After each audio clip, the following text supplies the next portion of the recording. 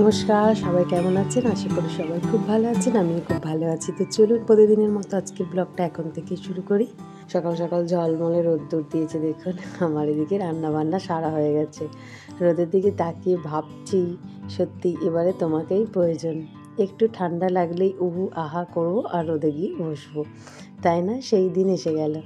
সকাল সকাল একটু ম্যাগি হচ্ছে, কারণ আমার বাড়িতে অতিথি আছে, সেই কারণে। আমাদের টিফিন করা হয়ে গেছে, যেহেতু রান্না সারা হয়ে গেছে, টিফিনও সারা হয়ে গেছে, আর এর বাবার খাওয়া হয়ে গিয়ে ডিউটি বেরিয়ে গেছে। আর আমরা এই যে আছি, এই যে আমাদের বাড়ির অতিথিদের নিশ্চয়ই আপনারা চিনতে পারছেন, এর আগে অনেকবার দেখেছেন এদেরকে আমার ব্লগে। তো ওরা এসেছে গতকাল রাতে।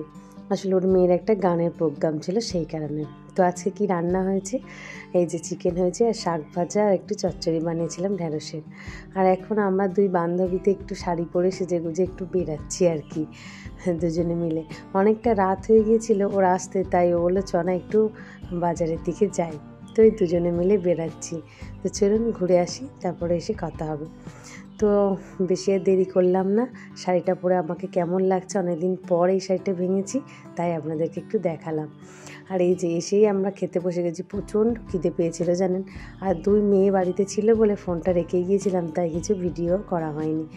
যাই হোক, এই যে শাক ভাজা, চচ্চড়ি আর চিকেনের ঝোল। আজকে চিকেনটা কিন্তু আমার বান্ধবী বানিয়েছে জানেন, একদম ঝোল ঝোল। অনেক দিন পর এরকম একটু ঝোল ভাত খাওয়া যাবে।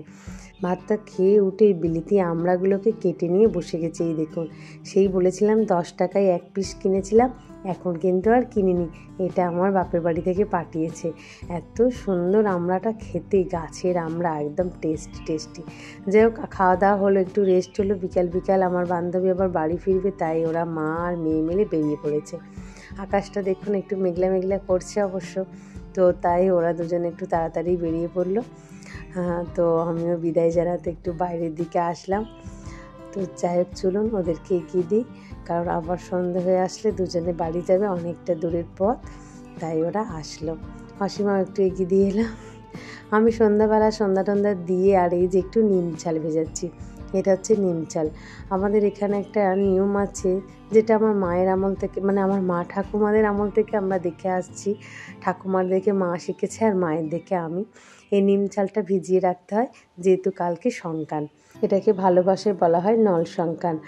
এটা হচ্ছে আশ্বিন মাসের শেষ দিন। তো এই শেষ দিনে একটু তিতো আর তাল শাঁস খেতে হয়।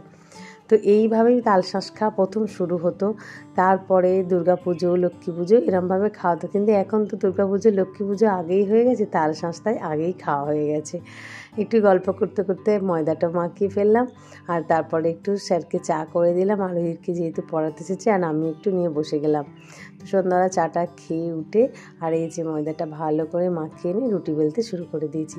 গোটা কয়েক রুটি করবো, আর যেহেতু চিকেনের ঝোলটা আছে অনেকটাই, তাই ওটাই একটু গরম করে নেব।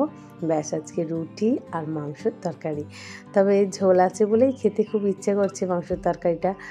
রুটি দিয়েই খাবো, আর পরোটা বানালাম না, কারণ তরকারি দিয়ে রুটিটাই চলে আর কি ভালো। তো যাই হোক, সবার জন্য গোনাগন্তি, মানে গনে গনেই রুটি হচ্ছে, বেশি একদম করবো না, কারণ কাল সকালে আবার রুটি তরকারি খেতে হবে, কারণ কালকে শনিবার। তো আমাদের তো জানেন, আর কালকে ধনতেরাস, এটা সবাই জানেন তো। যাই হোক, ধনতেরাসের অনেক শুভেচ্ছা ভালোবাসা রইল, আর তার সাথে নল সংক্রানের তিতো, আর সাথে আছে তাল শাঁস, এটারও অনেক খাওয়া দাওয়ার শুভেচ্ছা রইল।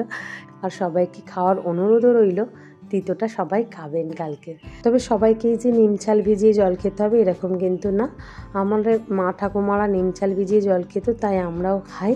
কিন্তু অনেকের বাড়িতে যে যেটা পারবেন আর কি, সেই রকমভাবে কেউ নিম পাতাও ভিজিয়ে বা ফুটিয়ে জল খেতে পারেন। আরও নানান রকম আছে তেঁতোর জিনিস, সেগুলো অন্তত কাল সকালে খালি পেটে খেয়ে নেবেন। আর কালকে রাতেই কিভাবে ধনতেরাসের পুজো করলেন, মানে সন্ধ্যাবেলায় কীভাবে ধনতেরাসের পুজো করলেন, কী গিফট কিনলেন কালকে ধাতুর, তো প্লিজ আমাকে একটু কমেন্ট করে বলবেন। আর আমিও কি কিনবো সেটা তো অবশ্যই আপনারা আমার ভিডিও দেখলে জানতে পারবেন। যাই চলুন, রুটিগুলো ভালোই মোটামুটি টুকুর টুকুর করে ফুলছে, দেখেও ভালো লাগছে, তাই না বলুন? রুটি কিন্তু ফুললে সুন্দর লাগে। যাই হোক, ফোলা ফোলা রুটি আর সাথে চিকেনের তরকারি খাওয়া হয়ে যাক। আমার ভিডিওটাও তাহলে আজ এখানেই শেষ করছি। আগামীকাল একটি নতুন ব্লগে আপনাদের সাথে আমার আবারও দেখা হবে। তো সবাই সুস্থ থাকবেন, ভালো থাকবেন, সবাইকে ভালো রাখবেন। আর ভিডিওটা কেমন লাগলো অবশ্যই কমেন্ট করে জানাবেন। আর ভালো লাগলে তো একটা লাইক সাবস্ক্রাইব করে পাশে থাকবেন। চলুন, টাটা।